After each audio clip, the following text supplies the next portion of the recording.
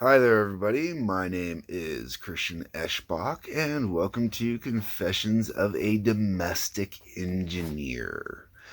Alright, so if you are one of my regular viewers, you will know that lately I've covered a few albums. Well, I mean, over the course of at least doing these reviews, I've covered a few albums that I've called Perfect Tens.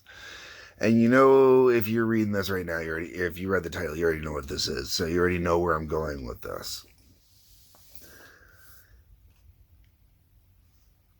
David Bowie, Ziggy Stardust, and the Spiders from Mars. I believe in the 70s, all the artists had a chance at doing that one Perfect 10 album.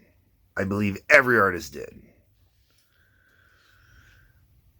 I think Alice Cooper did it with Killer.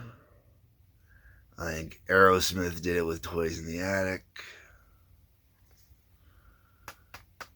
Bowie, Ziggy Stardust, and the Spider from Mars. From one end to the other is just brilliant. So this was the reissue where from 90 it looks like, the reissue from 1990. Sounds about right. They had cleaned this one up though. It would have been like the first generation of remastering from the originals when you listen to it. Like, this one always had some primo quality for the day. That's why I've never bothered to buy a new one. And one of my favorite parts about this is right here where it says to be played at maximum volume. Bowie is one of the few artists that both my parents could agree on. And because of that, I could get away with listening to Bowie loudly in the house. Or I could get away, I listen to Bowie a lot, And this album. So it might sound like I have a little bias because I could basically say, this album had a significant part of my childhood connected to it. But it's still, to this day, it's one of my absolute favorite albums to listen to and play. And I even got bonus tracks on this one. And I will get into the bonus tracks because it's important. All right. So the album opens up with 5 years. Now, usually with an album, most albums, when I do a review, I really like when the album kind of jumps into it, gets going, and kind of kicks off and goes. There's a few albums where they have these slow drawing pickups to the beginning of the album. This one, Christaberg's Spanish Train, does the same thing where it's kind of got this slow build up going in the first song to really kind of set the tone that you're going to get swept away in this album. 5 years is this great setup because it's just got this slow build and it builds. And as it builds, you just getting a little more passionate and you just really kind of like kicking off, And I really like it. It kind of lulls you into the album. It's a brilliant start that way to me. Then we get to Soul Love. And Soul Love, this is one of those songs. Okay, so I'm going to be completely honest. Half the songs on this album, I can never remember the song titles when I'm listening to it. And the reason why is a lot of the time when I listen to this album, I didn't have the case around. I just had the CD and I threw the CD into the CD player when, it was either out camping or, different spots of the house, stuff like that. So I didn't look at it a lot, right? So Soul Love is a great song, man. I really dig it. I really love it, really get into it. I just never associate the title to it. And it's really weird that I don't. You think I should after all these years. Because, I've been listening to this album forever. Like, this particular version is my version that I bought. And I bought this version back in 90. I probably had this in, like, 93, 94.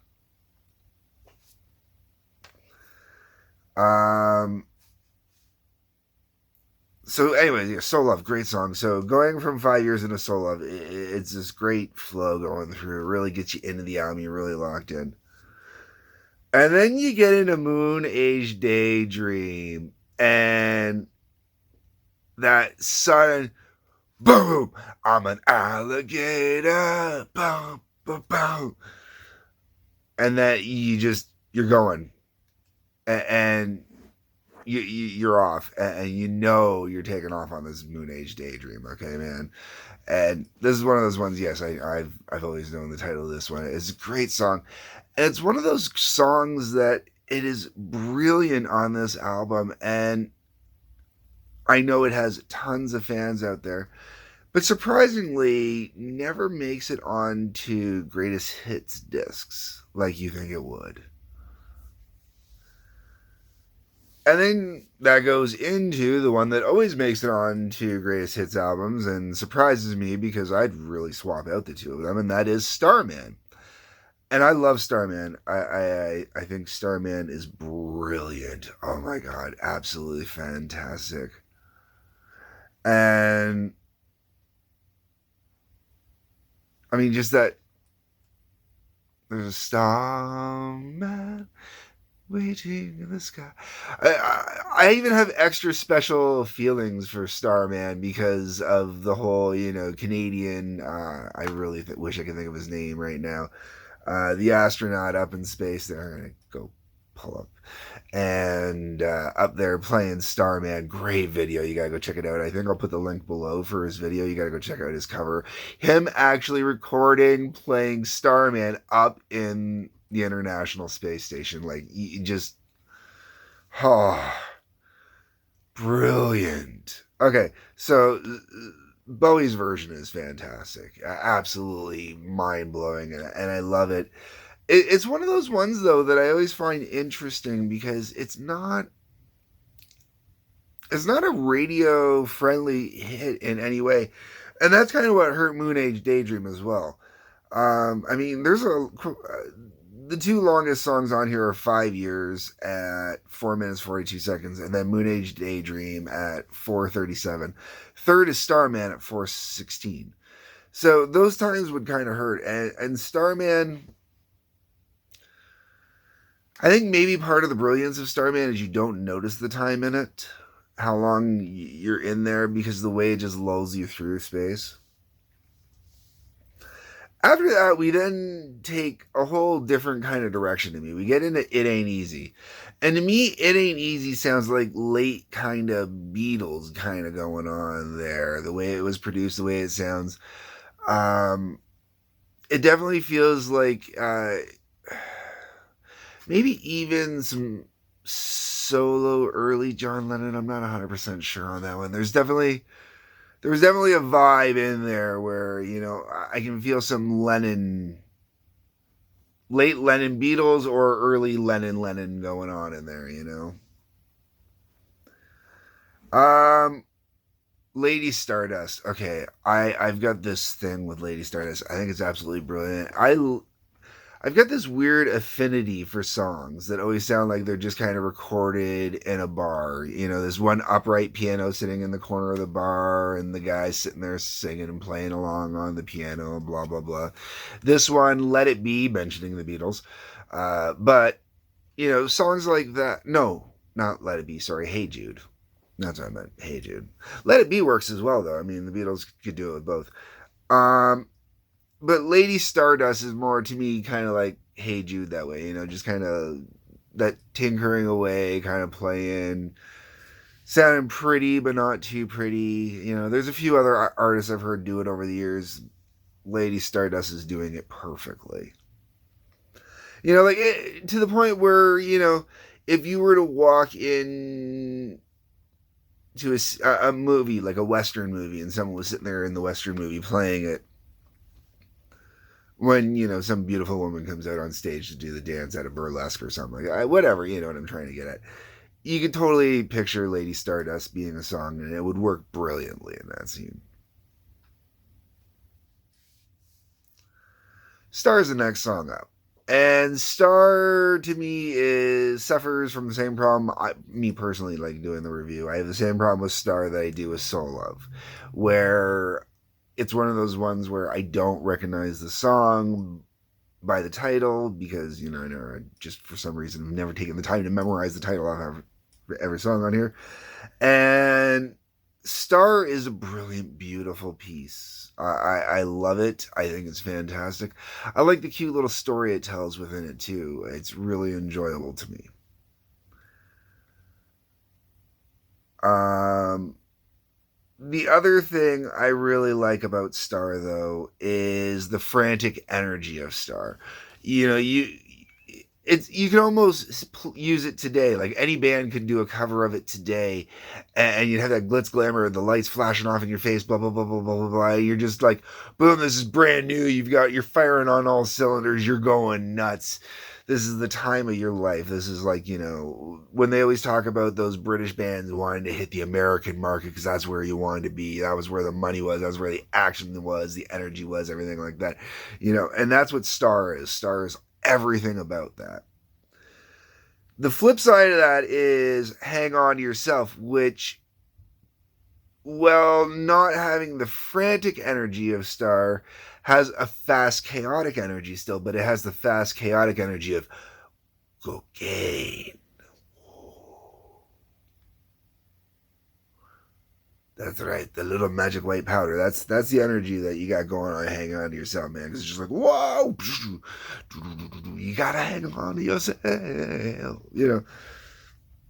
But it's that that boost you need because you've already burned yourself out on the other stuff. And when I say the other stuff, I mean like your natural endorphins. Like Star would be running on those natural endorphins, running going on and getting nuts.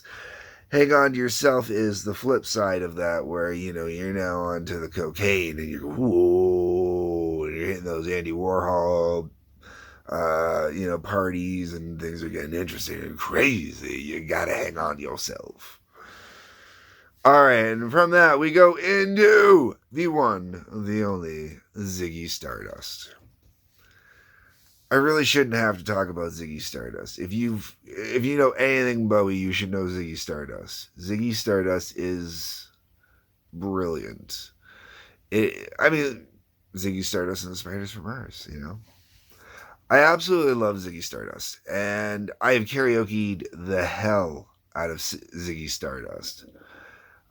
It's one of those songs I've always wanted to do live. I've always, been desperate to kind of try and do live because it's just such a killer song. Never had the opportunity. Then the day came where I realized I'm just never going to get to do this live. And then I started encouraging my daughter to learn how to play it live. I can't remember what chord it was. There was a chord in there she didn't like. She has a hard time with it. But I'll get into that a little bit more shortly. But Ziggy Stardust, I mean, just that story of Ziggy, and I actually, for me, with Ziggy Stardust is actually a term I actually use to describe certain artists, even. Marilyn Manson, for example, I've said always suffers from Ziggy Stardust syndrome. He always gets sucked up into his own mind. And then, people got to take him down a peg or two because he just gets up there too high. Well, that's the idea with Ziggy here, right? So, there's a lot of artists that happens with, so I call it Ziggy Stardust syndrome. Fantastic song, though. One of the greatest songs in rock. Definitely one of the greatest songs from the 70s in rock, for sure. Absolutely. If not one of the greatest rock songs of all time. After that, we get into Suffragette City. Absolutely love this song. Absolutely love this song. I've never karaoke'd it, and it's another one where I have wanted to play it live, but it's just the energy of it. Like, this is a great live song. This song just has such energy, such live energy. And no matter what you do, you just want to get up, you want to move, and it grabs you, and you want to go with it. You know what I mean? And my favorite, I hate to say it, my favorite part of there is that little, ooh, wham, bam, thinking, man, ow, Suffragette City, Suffragette City, oh, Suffragette City. You got the other lines going on in the background, or in the, you know what I mean? Great tune, great tune. And then the album finishes off with Rock and Roll Suicide, and this song is a brilliant closer to this album. Absolutely brilliant closer. And I mean, just those opening lines. Time takes a cigarette, puts it in your mouth. You know, it just, you know, you're in for something brilliant, something poetic, wonderful.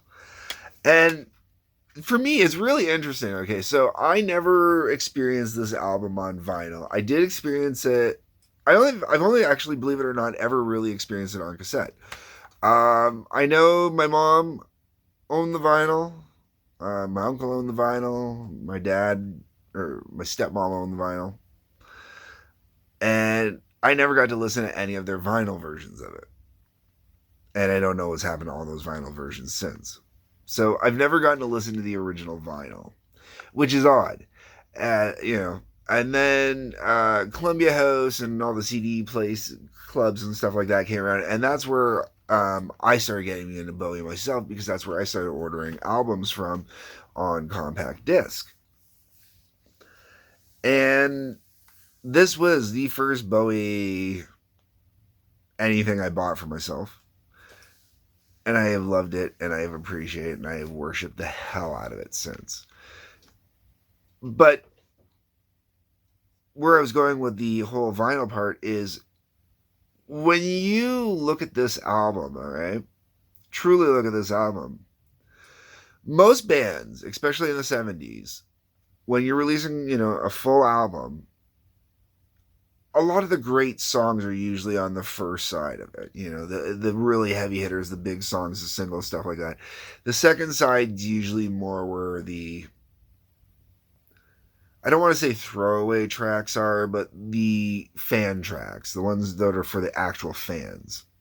That doesn't apply to every album, don't get me wrong, but that's usually what it is. We'll say like the poppy stuff is on the first side, the artistic stuff was on the second side, okay? This album does it definitely a little different, because I believe the original split would have been at Lady Stardust. I want to say Lady Stardust would. It Ain't Easy would. I think. I should have double checked. I'll put it up. It Ain't Easy, I think, closed off the first. Either It Ain't Easy or Lady Stardust closed off the first side of the album, and then it picks up with the rest of it. Which means you're getting all the major, really, ladies, even Lady Stardust, depending on what side.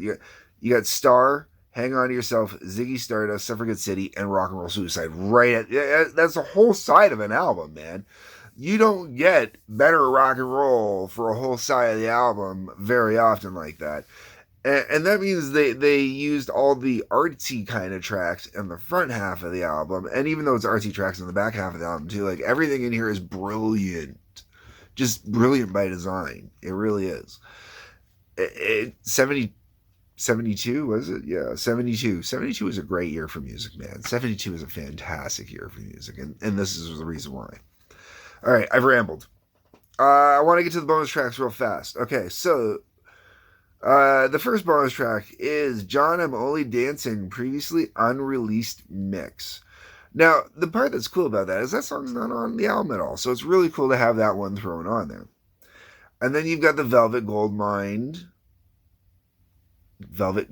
Mine, sorry, make sure I enunciate that right, which is the single B-side. I would have to double check for which one it was the B-side for, so, you know, put it up here.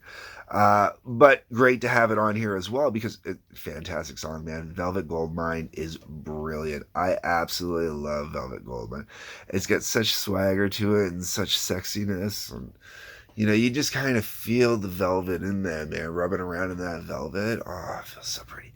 I love the song. Then we get to a previously unreleased track called Sweet Head.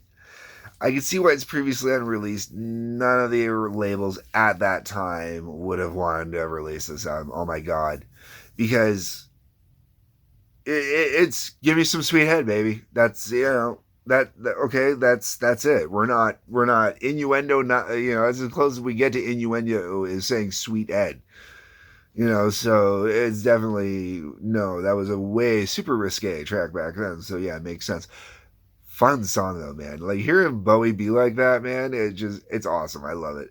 Probably would have been a great song for live shows too, for that reason. Would have been one of those great legendary fan favorites if they were playing it live. Never gets out on an album, but it's always played at the live shows. After that, we get into Ziggy Stardust previously unreleased original demo. Now, I mentioned my daughter playing guitar. My daughter does acoustic and sings. She's beautiful at it. It's brilliant. She's got a great voice. Absolutely amazing. Wish she let me record her and, bug her for years to let me record an album of her doing songs. She's fucking brilliant. Anyways, I bugged her for a long time to do Ziggy Stardust, and I gave her the demo version instead. I'm like, listen to this version, see if you can do it like this, because blah, blah, blah, blah, blah, make it simpler, it gives you the more reduced version, that way it's easier for you, not trying to break it down yourself off the original, or it gives you a better spot to play with. And I can't remember which chord it is. She said she had already tried doing it, and she was having a hard time, because there's a certain chord in there she has a hard time making. I don't remember what it was. This is a conversation from years ago. Maybe by now she's gotten the hang of it. I'm not sure. She hasn't told me one way or the other. But the acoustic version on here is great. It's stripped down. It's the basics, no soloing really, anything like that. But it's just a brilliant acoustic rendition, and I absolutely love it. If I were a guitarist, it would be the version I'd be learning so I could do it, this way. And then finally, you get the Lady Stardust previously unreleased original demo. Same thing again. It's just a really stripped down version. And I think it's great. I love the stripped down version. I think it sounds fantastic. I really appreciate it. Okay, so once again, the whole way around, I know I probably didn't sell it in a way that makes you think that this is a perfect 10 album, but it really is. I absolutely love this album. I think anybody who is a rock fan would love this album from beginning to end, no matter what. But realistically, it's Bowie, and Bowie is brilliant, and Bowie is God, and God, we lost Bowie. No matter when we lost Bowie, it would have been too soon. It was just, it's cool to think that, he was up there right away playing with Lemmy, And then they got Prince shortly afterwards. It was just kind of that timing, and really sad time for music. But man, rock and roll heaven would have been brilliant. So yeah, this is, if this is going to be Bowie's one true major legacy, perfect 10 album, it is, yes, without a doubt. And normally I would complain the bonus tracks take away from the album. They don't. The bonus tracks actually help this album be even more of a perfect 10 album for me. That is something I have never said about another album before. Anyways, on that note, leave me your comments. Let me know what you think. That's what the comment section is for. I do have some more Bowie I will be covering in the future. I know I've kind of really neglected Bowie, and I apologize for that. Bowie's kind of a weird spot for me. Anyways, yeah. So comments, let me know what you think. Hit the like button, hit that subscribe button. I've been pushing that a lot lately. Please hit that subscribe button. That one is really important. The more subscribers I get, the broader the audience I reach. Also, it allows me more features like being able to actually live stream. The like button is wonderful too. It helps me out with that metrics and that, so that really helps out. So like and subscribe, those would be great, please. I have a link for Patreon below as well. Feel free to contribute some money. Otherwise, everybody, peace, love, take care.